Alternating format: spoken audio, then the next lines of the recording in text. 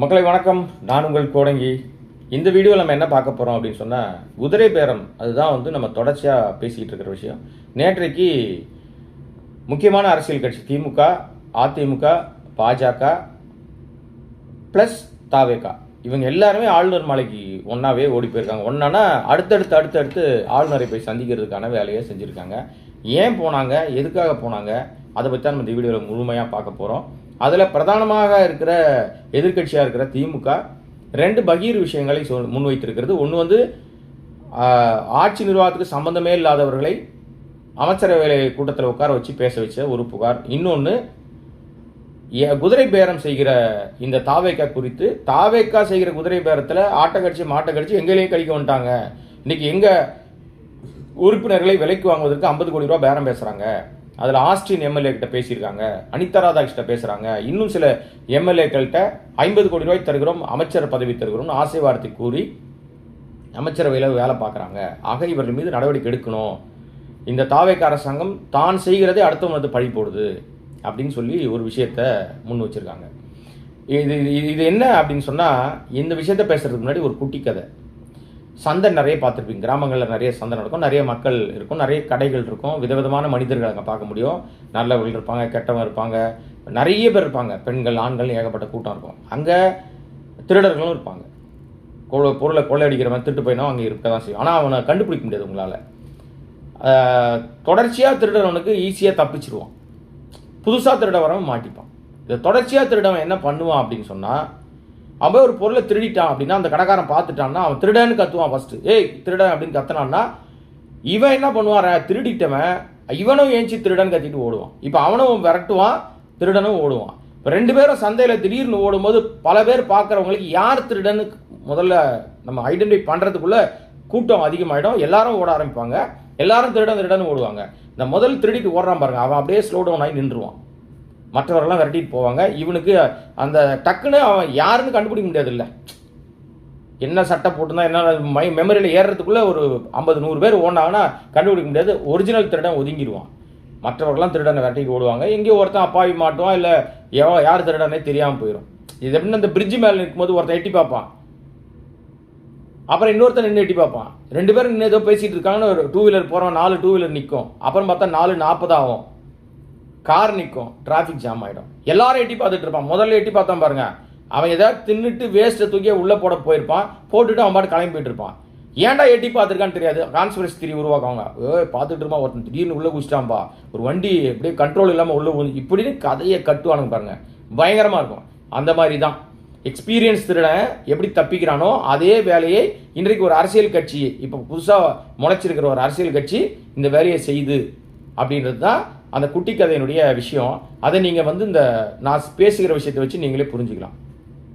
இப்போது குதிரை பேரம் நடக்குதுன்னு அதிமுக சொல்லிக்கிட்டு இருக்கு, திமுக சொல்லிக்கிட்டு இருக்கு. ஆனால் செஞ்சுக்கிட்டு இருக்கிறது யாரு அப்படின்னா இங்கே தாவேக்கா. எல்லாருக்குமே தெரியுது பட்டவர்த்தனமா. ஆட்டக்கட்சி மாட்டக்கட்சி கடைசியில் எங்கள் எம்எல்ஏக்களே வேலை பேச வந்துட்டாங்கன்னு திமுக கவர்னர்கிட்ட புகார் கொடுத்துருக்கு. இந்த புகாரில் அவர் என்ன நடவடிக்கை எடுக்க போறாருன்னு தெரியல. ஏற்கனவே கைது பண்ணி ஜெயிலில் அடைக்கலான்னு பார்த்த அனிதா ராதாகிருஷ்ணன் அன்றைக்கு ராத்திரியே வெளியே வந்துட்டார். மூக்கற்பட்ட தாவேக்கான்னு பரந்தாமன் எக்ஸ்எம்எல்ஏ தாவேக்காவை கடுமையாக தாக்கியிருக்காரு, சாடி இருக்காரு. அது மாதிரி ஒரு ஜென்சி பையனை கூட்டு போய் உள்ளே உட்கார வச்சு அவனும் ஜெயிலில் அடைக்கலான்னு பார்த்தா அவனையும் ஜாமீனில் விடுதலை பண்ணிட்டாங்க. நீதிமன்றம் தாவேக்காவுக்கு மண்டையிலேயே நறுக்குன்னு கொட்டு வச்சுட்டே இருக்கு. ஆனால் அடக்குமுறையினாலும் காவல்துறை ஏவல்துறையை மாற்றியும் தாவேக்கா தன்னுடைய வேலையை தொடர்ந்து பண்ணிக்கிட்டு இருக்கு.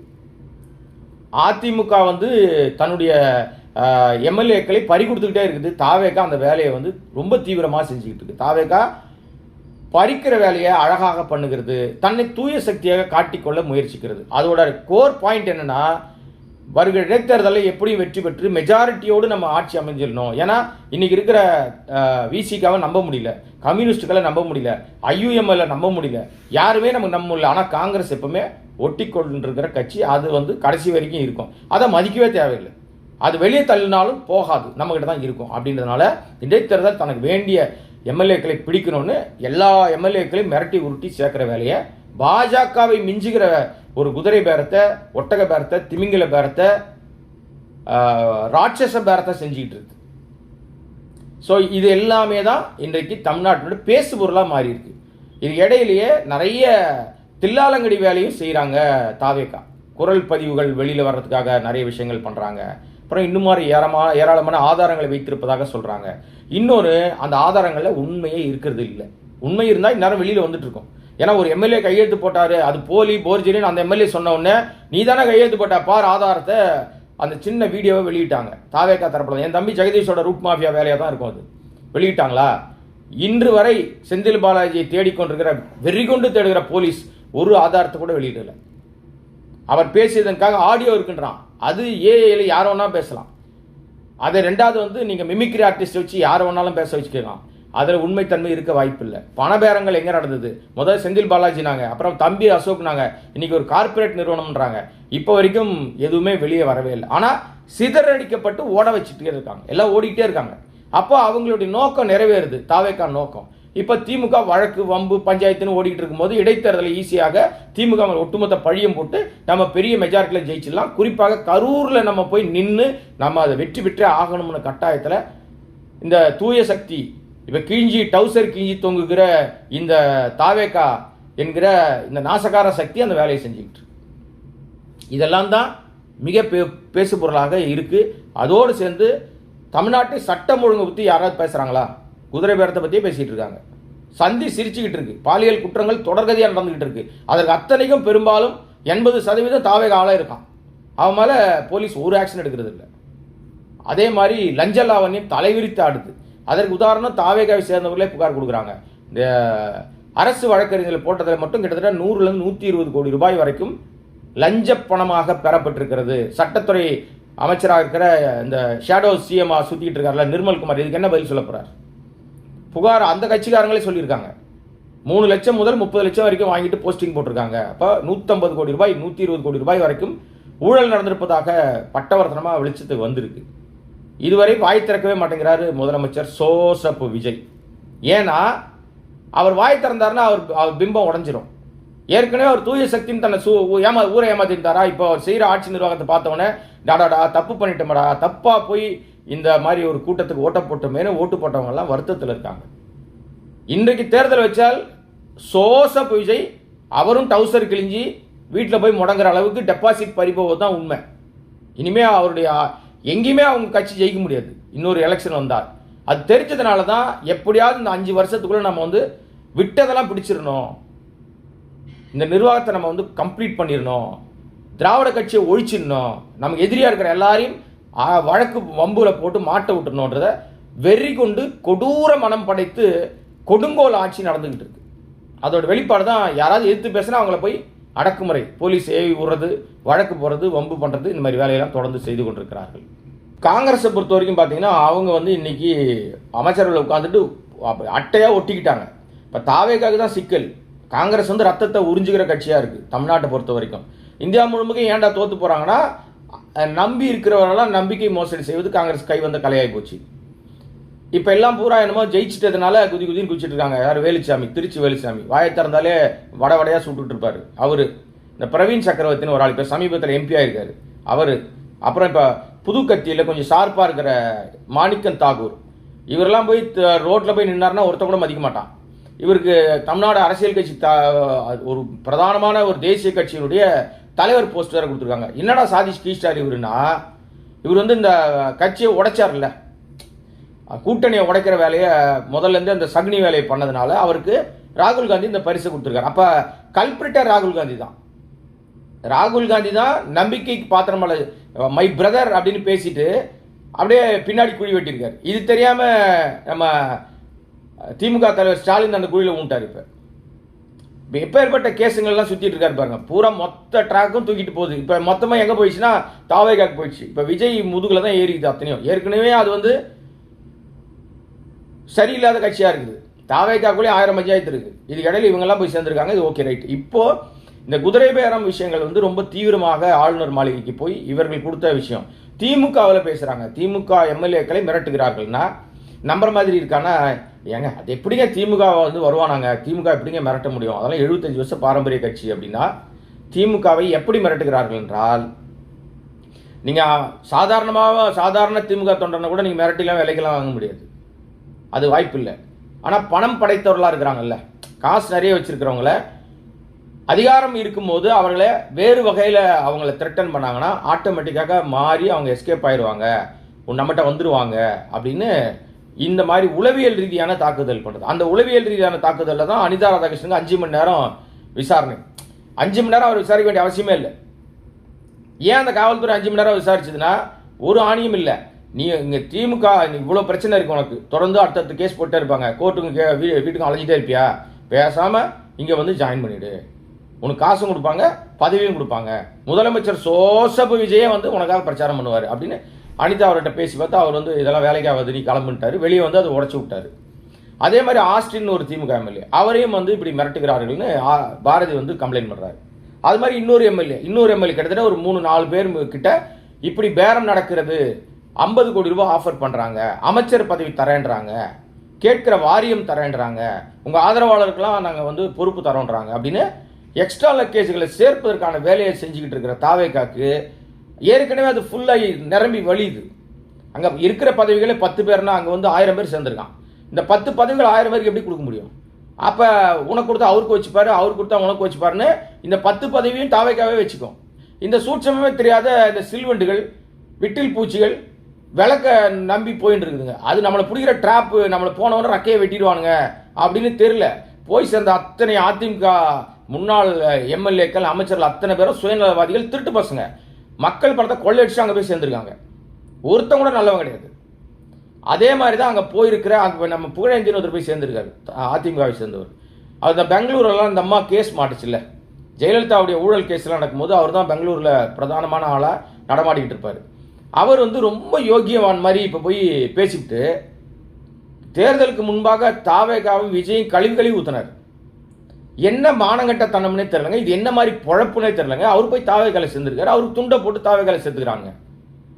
நோக்கம் என்னன்னா, வர எல்லாரையும் கேட்டு ஒரு செல்போன் கம்பெனியை பற்றி இப்படி சொல்லுவாங்க. முதல் செல்போன் கம்பெனி இலவசம், எவ்வளோ பேசினாலும் ஃப்ரீ, 501 ரூபா ஃப்ரீ ஃப்ரீ ஃப்ரீ அப்படின்னு நம்பரை வாங்கி பேச வச்சாச்சு. இந்த நம்பரை ஊரில் இருக்கிற எல்லாருக்கும் கொடுத்து வச்சிருப்பீங்க. உள்ளே வந்து கேட்டுக்குள்ளே வந்துட்ட பிறகு எல்லாம் மொத்தம் உள்ளே வந்தாச்சா, கேட்ட சாத்திட்டான். இனிமே அந்த வந்து நீ வந்து ரீசார்ஜ் பண்ணாதான்டா பேச முடியும். ரீசார்ஜ் எவ்வளோ, இவ்வளோ பணம் கட்டு, இப்போ நீ நிரந்தரமாக அந்த நம்பர் வேணும்னா இவ்வளோ பணம் கட்டு இப்படின்னு ஆட்சி கடைசியில் அவன் வந்து தன்னுடைய எல்லையை விரிவாக்கிட்டான். பார்த்தீங்களா? அந்த மாதிரி இன்னைக்கு வர எல்லாரையும் உள்ளே சேர்க்கறது. வா உனக்கு பதவி தரேன்னு உள்ளே சேர்த்துட்டு என் கட்சிக்காரன் ஆரம்பத்தில் வந்து கோச்சிக்கிறான், உனக்கு பதவி கொடுத்தா அந்த கட்சிக்காரங்க வச்சுக்கிறான், அவனும் இப்போ தான் வந்தவன், நீ இப்போ தான் வந்திருக்க, அதனால கொஞ்ச நாள் கட்சியில் வேலை செய்யுங்க, நான் இப்போதைக்கு வந்து எங்கள் ஆளுங்களுக்கே கொடுத்துக்கிறேன் பதவின்னு இந்த திருட்டுத்தனத்தை செய்வதற்கான வேலையை தாவேகா செய்யுது. இது தெரியாமல் இது போய் அங்கே மாட்டிக்கிச்சுங்க. இப்போ கவர்னர்கிட்ட இந்த புகாரை வந்து கொடுத்துருக்கிற திமுக அடுத்ததாக அவங்க என்ன களமாட போகிறாங்கன்னா, இது அனைத்துக்கும் இவங்க எங்கே போவாங்க, நீதிமன்றத்தை நாடுவாங்க. நீதிமன்றம் ஏற்கனவே தாவேகா எங்கே போனாலும் தாவேகா அடிச்சு வரட்டுது. அனிதா ராதாகிருஷ்ணன் போய் ஜெயிலில் அடைனா அதெல்லாம் அடைக்கலாம் முடியாது, அவர் என்ன பேசினார் நீ கேஸை போட அவர் கேஸ் நடத்துவார், அவரெல்லாம் வந்து சொந்த ஜாமீனில் வெளியே வரும், 10,000 ரூபா கட்டுங்க வெளியே போங்கன்னு அனுப்பிச்சு விட்டாச்சு. இவங்க என்ன நினச்சாங்கன்னா, அனிதா ராதாகிருஷ்ணனை பிடிச்சி ஒரு 15 நாள் நீதிமன்ற காவலில் வச்சுட்டா அப்பேற்பட்ட அனிதா ராதாகிருஷ்ணனே பிடிச்சிட்டாங்க, அப்போ நம்மலாம் பயப்படணும். இந்த பொது வழியில் பேசுகிறாங்க இல்லையா, தாவேகா அரசை விமர்சித்தோ அல்லது முதலமைச்சர் சோசப் விஜய் விமர்சித்தோ, நம்ம வளர்ந்து கட்ட அமைச்சர் இருக்காருல்ல ஆதவ் அவர்களை பற்றி பேசுகிறதோ, லாட்ரி மாஃபியா அவரை பற்றி பேசுகிறதோ, அல்லது வந்து ரூட் மாஃபியா என் தம்பி ஜெகதீஷை பற்றி பேசுகிறதோ, இவங்கெல்லாம் பற்றி பேசினா உடனே டக்குன்னு போய் பிடிச்சி உள்ளே போடுங்க அப்படின்ற மாதிரியான சூழலை உண்டாக்கி மிரட்டி பார்க்கலாம்னு நினச்சாங்க. அது நடக்கலை. அனிதா ராதாகிருஷ்ணன் அன்றைக்கி ராத்திரியே வெளியே வந்துட்டார். அப்போ அந்த 6-8 மணி நேரம் பரபரப்பு மட்டும்தான் மிச்சம். அவர் பேசின வீடியோ நிறைய பேருக்கு தெரியல, அவர் என்ன பேசுன, எதுக்கு அனிதாவை கைது பண்ணாங்க, எதுக்கு பிடிச்சாங்க, தெரியவே இல்லையான்னு நினச்சாங்க. இப்போ இந்த தாவேகா அந்த அரெஸ்ட் பண்ணதுனால அந்த வீடியோவில் அந்த சாராம்சத்தை மட்டும் கட் பண்ணி கழுவி ஊத்துனதை மட்டும் கட் பண்ணி இப்போ வைரல் ஆகி போச்சு. முன்னையாவது 4 பேருக்கு தான் தெரிஞ்சுது, இப்போ 4 லட்சம் பேர் 4 கோடி பேருக்கு தெரியுற மாதிரி ஆகிட்டாங்க. யார் பண்ண கூத்து இது? எவங்க இந்த மாதிரி தப்பாக ஐடியா கொடுக்குறான்னு தெரியல. இது ஒரு பக்கம். இன்னொரு பக்கம் ஜென்சிலேருந்து ஒரு பையனை பிடிச்சாங்க, திமுக ஜென்சி அமைப்புலேருந்து ஒரு பையனை அரெஸ்ட் பண்ணுறாங்க, அவனை கோர்ட்டில் கொண்டு போகிறாங்க. ஜட்ஜி சொல்கிறாரு, என்னது கைது பண்ண, என்ன பேசிட்டான் அவன், அதெல்லாம் ஜெயிலெலாம் அடைக்க முடியாது, அவன் ஜாமீனில் விட்றன்னு வெளியே விட்டார். மூக்கற்பட்டது தாவேகா அப்படின்னு முன்னாள் எம்எல்ஏ பரந்தாமன் சட்டத்துறையில் இருக்கார் இல்லையா, அவர் வந்து காய் துப்பிட்டார். இதை விட கேவலம் வேற எதுவும் கிடையாது. தாவேக்கா மூக்க அறுத்துட்டாங்க கோர்ட்ல, போய் அசிங்கப்பட்டு வராங்க. நீங்க பாத்தீங்கன்னா அனிதா ராதாகிருஷ்ணன் விஷயத்திலும் அதான் நடந்திருக்கும், இந்த ஜென்சி விஷயத்திலும் அதான் நடந்திருக்கும், அந்த சின்ன பையனை அரெஸ்ட் பண்ண விஷயத்திலும். ஏன் கொடுக்குற ஐடியான்னு தெரியல. இது ஒரு பக்கம். இதுக்கெல்லாம் சேர்த்து தான் திமுக கவர்னர்கிட்ட ஒரு புகார் கொடுத்தாங்க. அதே மாதிரி எங்ககிட்ட இருந்து குதிரை பேரத்தில் எங்கள் எம்எல்ஏக்கள்லாம் விலைக்கு வாங்குறாங்க, அதனால் இடைத்தேர்தல் நடத்த அனுமதிக்க கூடாது, குதிரை பேரம் குறித்து தனியாக நீங்கள் விசாரிக்கணும், எம்எல்ஏக்களை மிரட்டி சேர்க்குறாங்க அப்படின்னு சொல்லி அதிமுக தன் பங்குக்கு ஒரு புகாரை கொடுத்துருக்கு. அப்புறம் பாஜக ஒன்றிய அரசாங்கம் நடத்துகிற இந்த நாட்டை, இந்திய திருநாட்டை வழியை நடத்திக்கிட்டு இருக்கிற மோடி சர்க்கார், அவருடைய கட்சியை சேர்ந்த தமிழ்நாடு மாநில தலைவர் நயினார் நாகேந்திரன் கவர்னரை சந்தித்து ஒரு புகார் கொடுக்குறாரு.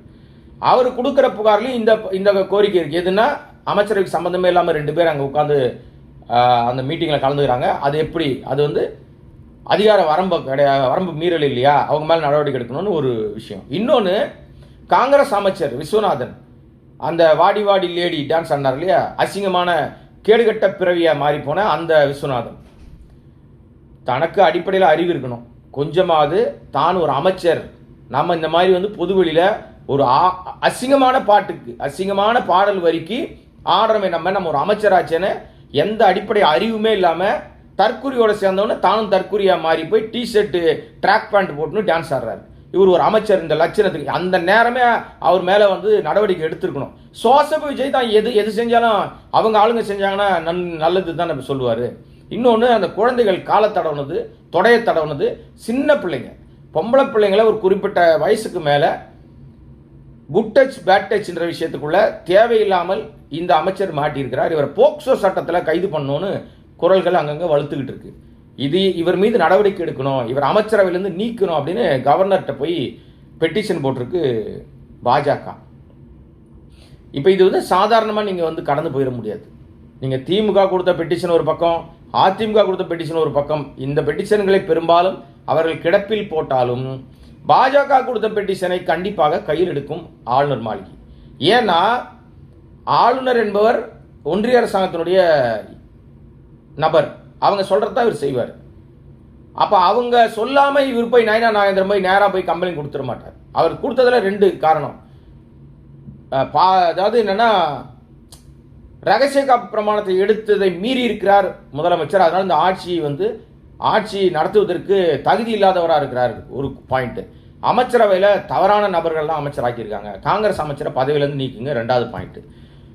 ப்ளஸ் வந்து நிர்மல்குமார் பேசின பேச்சுக்கு பதிலடி. இதெல்லாம் சேர்ந்து தான் அங்கே வந்து கொடுத்துருக்காரு. இது என்ன பண்ண போகிறாங்க அப்படின்றது தெரியல. இதுக்கு இடையிலேயே சில ஆடியோக்கள் வெளிவரும்னு ஒரு புகார்கள்லாம் இப்போ வந்துருக்குது. என்ன ஆடியோக்கள்னா, இப்போ நம்ம சிவசங்கர் இருக்கார், முன்னாள் போக்குவரத்துறை அமைச்சர் சிவசங்கர், இவரை வந்து ஒரு ஊழல் குற்றச்சாட்டில், ஒரு மோசடி குற்றச்சாட்டில் விசாரணைக்கு அவரையும் 5 மணி நேரம் விசாரிச்சாங்க. வெளியில் வந்து சொன்னார், ஏன்னா சம்மந்தம் இல்லாமல் கேள்வி கேட்டானுங்க, எனக்கு அதுக்கு சம்மந்தம் இல்லைன்னு சொல்லிட்டேன், ஏதோ ஆடியோ இருக்குன்றாங்க, நான் பேசின ஆடியோ வெளியிடுங்க, ஏன் ஆடியோ குரல் பதிவு கொடுக்குறேன், தாராளமாக செக் பண்ணிக்கலான்ட்டான். அதே மாதிரியான இன்னொரு விஷயம், இப்போ இந்த குதிரை பேரன்றோம்ல, எவன் பண்ணுறானோ அவன் தான் வந்து தன்னை நியாயவான் மாதிரி நேர்மையான வலிமை மாதிரி காட்டுவான். இப்போ குதிரை பேரத்தை தமிழ்நாட்டில் யார் பண்ணுறது? மாட்டுப்பாக்களை அத்தனை பேருக்கும் தெரியும். யார் பண்ணுறதுன்னா தாவேகா தான் தன்னுடைய பதவியை தக்க வைத்துக் கொள்வதற்காக கேடுகட்ட கீழ்த்தரமான வேலையை செய்யுது. இது யாரும் சொல்லிடக்கூடாதுனால திமுக மேலே பழிய போடுது, அண்ணா திமுக மேலே பழிய போடுது. இப்போ திமுக இவங்க மேலே குதிரை பேரத்தை எடுத்து எப்படி ஆட்சி கவுத்தர முடியும், சின்ன பசங்களை கூட தெரிஞ்சு போச்சு, கழுவி தள்ளுறானுங்க. வெள்ளை அறிக்கைன்னு வெளியிட்டு அசிங்கப்பட்டாச்சு. வரிக்கு வரி செந்தில் பாலாஜி மின்துறை அமைச்சராக இருந்தவர், அவர் வந்து மின்சாரத்துறை வெள்ளை அறிக்கையை வரிக்கு வரியா அந்த டவுசரை கீச்சு நார்னாரா தொங்க விட்டுட்டார். இப்போ டவுசர் கீஞ்சி போய் மானம் போச்சு, மரியாதை போச்சுன்னு கத்திக்கிட்டு இருக்காரு நிர்மல்குமார். அவர் நினைச்சது வேற, நடந்தது வேற. இப்போ செந்தில் பாலாஜியை தேடிட்டு வெறிகொண்டு தேடுது தமிழ்நாடு போலீஸ். என்னடானா குதிரை பேரத்தில் ஈடுபடுறாரு, எங்க எம்எல்ஏக்கள் விலை கொடுக்க பாக்குறாரு, அதற்காக இத்தனை பேர் அவர் பிளான் பண்றாரு. திருநாவுக்கரசன் ஒருத்தர், அவரே ஒரு டுபாகூர், அவர் நம்ம நண்பர் தான், ஆனா அவர் இந்த பேரத்தில் ஈடுபட்டதே ஒரு நாடகம், டிராமான்ற நான். தாவேக்காவுடைய தூண்டுதலின் பேரில் இந்த டிராமாக்குள்ள அவர் இருக்கார். அந்த ஊத்தங்கரை எம்எல்ஏ இளையராஜா எந்த புகாருக்கு ஆளானார் அந்த இளையராஜா இதுவரை பத்திரிகையாளரை சந்திக்கல. ஏன்னா சந்திச்சா அவர் ட்ரௌசர் கீஞ்சிடும். பத்திரிகையாளர் 4 கேள்வி கேட்டால் பதில் சொல்ல துப்பு இருக்காது அவருக்கு, ஓடி ஒளிஞ்சிருக்காரு. அவர் உண்மையான தாவேக்கா விசுவாசி இல்லை, விஜய் ரசிகர் கிடையாது. அவரு சீட்டு கிடைக்காம அதிமுக தப்பிச்சு போனவர். ஜம்ப் பண்ணி எகிரி பக்கத்து காம்பவுண்டு போனவர். லாஸ்ட் நாள் அறிவிக்கப்பட்ட வேட்பாளர் குமரவேலை மாற்றிட்டு இவரை போட்டாங்க. இது இல்லையா உண்மையா உங்களுக்கே தெரியும், நம்ம ஏற்கனவே சொல்லியிருக்கிறோம். ஆக அந்த இளையராஜாவை ட்ரம்ப் கார்டாக துருப்பு சீட்டாக இந்த தாவேகா இந்த கும்பல் பயன்படுத்துகிறது. இது கட்சி நடத்தலைங்க, சீட்டு கம்பெனி நடத்துது.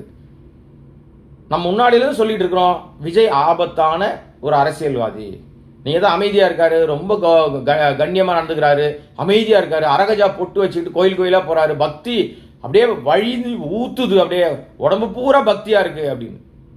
இதை பார்த்தவன் தான் சொன்ன ஒருத்தர் சொல்லியிருக்காரு, திமுகவை சேர்ந்த சொல்லியிருக்காரு, இந்த ஆதவுக்கு அவர் பேசுற பேச்சு பார்த்தீங்கன்னா உடம்பு பூரா அவருக்கு பயங்கரமா திமிர் இருக்கு, அதனால ஒரு ஆணவத்தின் உச்சத்தில் பேசுறாரு.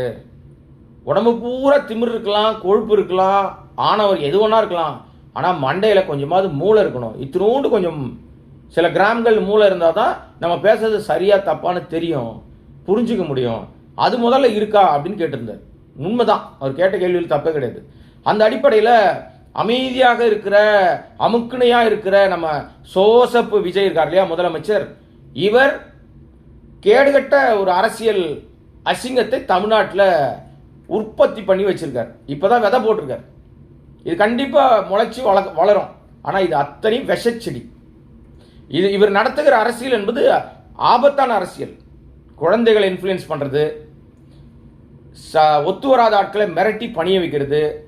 எப்படி பாஜக இடி ஐடி மற்ற துறைகளை தன்னாட்சி துறைகளை கையில் தேர்தல் கமிஷன் துறைகளை கையில் வச்சுட்டு ஆட்சி அதிகாரத்தை பிடிச்சிக்கிட்டே இருக்கோ, அது மாதிரி இங்கே காவல்துறை, போலீஸு, லஞ்ச ஒழிப்புத்துறை இவங்களெல்லாம் கையில் வச்சுட்டு மிரட்டிக்கிட்டு இருக்கு. அதை ஆரம்பிச்சிட்டாங்க. தன் ஆட்சியை தக்க வைத்துக் கொள்வதற்காக இந்த வேலையெல்லாம் செய்ய ஆரம்பிச்சிட்டாரு. மிக கேவலமாக இருக்கு அப்படின்றது தான் அந்த சாராம்சம், புகாரினுடைய சாராம்சம். இதை கவர்னர் கையில் எடுப்பாரா அப்படின்றத பொறுத்திருந்து தான் பார்க்கணும். இதுக்கிடையில தாவேக்காவை சேர்ந்தவனும் போய் சந்திச்சாங்க கவர்னர் நேற்று. யாருன்னா நம்ம அவர் ஆந்திராவா கர்நாடகாவா தெரியாதுன்னு சொல்லிட்டு இருக்கிற கேவிஎன் நிறுவனத்துடைய அந்த சினிமா கம்பெனி ஜனநாயகன் படத்தோட ப்ரொடியூசர், டெல்லி பிரதிநிதி, அவர் மரியாதை நிமித்தமாக சந்திக்கிறார் போய். அவ்வளோதான். இன்னும் நீங்கள் புரிஞ்சுக்க வேண்டியது தான்.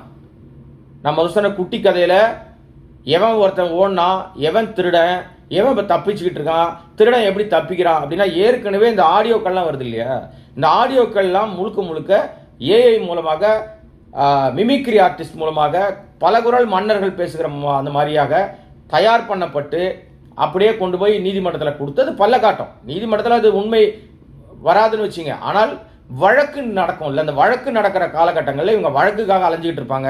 இடைத்தேர்தலை நம்ம ஜெயிச்சிடலான்னு தாவேக்கா ஒரு தப்பு கணக்கு போடுகிறது. இடைத்தேர்தலை சந்திக்கிற தமிழ்நாட்டு தொகுதிகளை சேர்ந்த, குறிப்பாக இப்போ வரைக்கும் 7 தொகுதி காலியாக இருக்கு மக்கள். இந்த 7 தொகுதி மக்கள் தான் தமிழ்நாட்டினுடைய அரசியல் அதிகாரத்தை தீர்மானிக்கிறவர்கள். உங்களை தயவாய் வேண்டி விரும்பி கேட்கிற விஷயம், திருச்சி கிழக்கு மக்கள், அது மாதிரி அம்பாசமுத்திரம், பெருந்துறை, இன்னும் சில இடங்கள், இந்த அதாவது என்னன்னா விராலிமலை, கரூர், முக்கியமாக கரூர், இந்த தொகுதி மக்கள்லாம் தயவு செய்து தாவேக்கா என்கிற இந்த விசில் சின்னத்தை வைத்துக்கொண்டு ராஜினாமா பண்ணிட்டு எவன் எந்த மூஞ்சி வச்சு விஜய் மூஞ்சி வச்சு ஓட்டிட்டு வந்தாலும் ஓட்டு போடாதீங்க. எதிர்கட்சிகளுக்கு வாக்களிங்க, யாருக்கு பிடிக்குதோ போடுங்க. இன்னைக்கு உங்க தொகுதியிலேருந்து யார் ஜெயிச்சு வந்தாங்க, ரெட்டலைக்கு தான் ஓட்டு போட்டுருங்க. விசில நீங்க வேணான்ட்டீங்க, திமுகவை வேணான்ட்டீங்க, அப்ப ரெட்டலை தாங்க ஜெயிச்சுது. மீண்டும் அவர்கள் நின்றால் அவர்களுக்கு ஓட்டு போடுங்க. ரெட்டலை நிக்கலையா, அடுத்த பிரதானமான எதிர்கட்சியாக இருக்கிற உதயசூரியன் நிற்குது. எதிர்கட்சிக்கு வாக்களித்தால் மட்டும்தான் இந்த ஆணவத்தை அடக்க முடியும். விஜயினுடைய இந்த சோசப் முதலமைச்சருடைய ஆணவம் அடக்கப்படணும்னா இது ஆணவத்தில் தான் இருக்கிறவர். தான் என்கிற அகம்பாவம், ஆணவமோ திமிர்த்தனமோ அதிகமாக மாறி போனதுனால தான் யாரையும் மதிக்காம இன்னைக்கு வரைக்கும் 55 நாள் ஆகுது. ஒரு பத்திரிகையாளர் சந்திப்பு கிடையாது, ஒரு கேள்வி கூட பதில் கிடையாது. இவ்வளவு பேர் புகார் சொல்லிட்டே இருக்காங்களே, என்ன திமிரில் இது வரைக்கும் அவர் ஒரு பதிலும் சொல்லாமல் இருக்கார். அப்போ அவர் எவ்வளவு மிகப்பெரிய அதிகாரத்தில் உட்கார்ந்துருக்குதான் நினச்சிட்டு இருக்கார். அப்போ அதுக்கு ஒரே வழி, அந்த அதிகாரத்தை என்கிற அந்த காற்றடைத்த பலூனுங்க, அந்த அதிகாரம் ஒரே ஒரு பின் வச்சு குத்துனீங்கன்னா பலூன் மொத்தமாக காற்று இறங்கி போயிடும். அந்த வேலையை செய்ய வேண்டியது இடைத்தேர்தலை சந்திக்கிற தொகுதி மக்கள், குறிப்பாக கரூர் மக்கள். உங்களை தான் ஏமாத்த பார்க்கிறார், உங்களை வைத்து கொண்டு தான் தமிழ்நாட்டையே தன்வசப்படுத்துவதற்கு முயற்சி எடுக்கிறார். கரூர் மக்கள் பார்த்தீங்களா, என்ன பார்த்ததுக்கு அரசு வேலை கொடுக்குற பிளானு, மீண்டும் அங்கே தாவை விசில் ஜெயிக்க வைப்பதுதான் பிளான். ஏற்கனவே கரூர் மக்கள் ஒரு முறை செருப்பாலே அடிச்சிருக்கீங்க, விசில ஓட விட்டுருக்கீங்க, விரட்டி இருக்கீங்க, தோக்கடிச்சிருக்கீங்க. உங்களுக்கு வந்து அந்த அதே கட்ஸ், அதே மரியாதை இந்த இடைத்தேர்தலிலும் கிடைக்க வேண்டும் என்று சொன்னால், இப்போ விசில் எந்த மூஞ்சி வச்சு வந்தாலும் அந்த விஜயபாஸ்கர் ஒரு ஆள் ஜெயிக்க வச்சுங்க பார்த்தீங்களா, மோசடி பேர் வழி 30 வழக்குகளை சிக்கி இருக்கிறவர், நம்பிக்கை துரோகி, அதிமுக நம்பிக்கை துரோகி. அவரை திரும்பி வந்தார்னா அவரை டெபாசிட் எடுக்க வச்சு பின்னங்கால் பெடரில் விரட்டி விடுங்க. ஏன்னா அந்த ஆள் வந்து கேஸில் எப்படி இருந்தாலும் உள்ளே போயிடுவார். அதே மாதிரி விஜயபாஸ்கர், விராலிமலை விஜயபாஸ்கர், அவரும் மிகப்பெரிய டுபாகுரர். ஏன்னா அவர் இப்போ அந்த குட்கா கேஸை 12 வாரத்துக்குள்ளே முடிக்க சொல்லி நீதிமன்றம் உத்தரவு போட்டிருக்கு. தாவேக்கால சேர்ந்த உடனே அவருக்கு பெரிய இடி மண்டையில் விழுந்திருக்கு. குட்கா வழக்கை 12 வாரங்களுக்குள்ள விசாரணை முடித்து அது தீர்ப்புக்கு நோக்கி நகர்ந்து வந்துடணும்னு சொல்லிட்டாங்க. அப்போ அது வழக்கு வேகம் எடுக்கும்.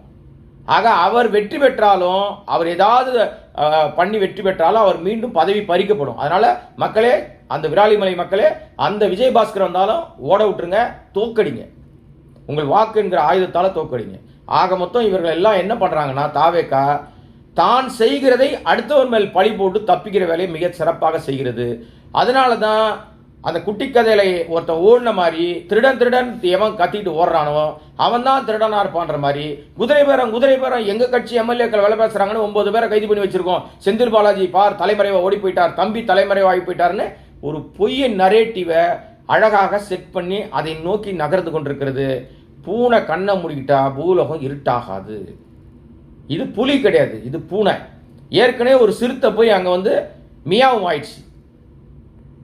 திருமாவளவன் எல்லாத்துக்கும் குரல் கொடுப்பாருங்க. தமிழ்நாட்டில் என்ன தப்பு நடந்தாலும் சரி நடந்தாலும் குரல் கொடுப்பார்ல, அவரே வந்து இப்போ வந்து பூனை ஆயிட்டார். ஆக மொத்தம் மக்களே, இந்த விஷயத்தில் இவ்வளவு பிரச்சனைகள் போயிட்டு இருக்கு. இது அடுத்த கட்டத்தை நோக்கி நகரும் என்பதில் எந்த விதமான தயக்கமும் இல்லை.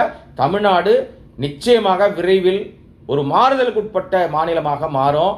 கவர்னர் கையில் எடுத்துட்டார், ஏற்கனவே அவரே இரட்டை அதிகாரத்தை கையில் எடுத்துட்டார். ஆக அவர் மூலமாக நிறைய சிக்கல்களை சந்தித்து ஒரு கட்டத்துக்கு மேலே இந்த ஆட்சி கவிழாது கலைக்கப்படும் என்கிற சூழல் தான் இப்போ நகர்ந்துகிட்டு இருக்கு. அதை நோக்கி தான் அரசியல் மூவெல்லாம் நடக்குது. பொறுமையாக பார்ப்போம் என்ன நடக்குது அப்படின்றத. நம்முடைய சேனலை சப்ஸ்கிரைப் பண்ணாமல் பார்த்துருக்க அன்பு நண்பர்களே, சப்ஸ்கிரைப் பண்ணுங்க, சப்போர்ட் பண்ணுங்க.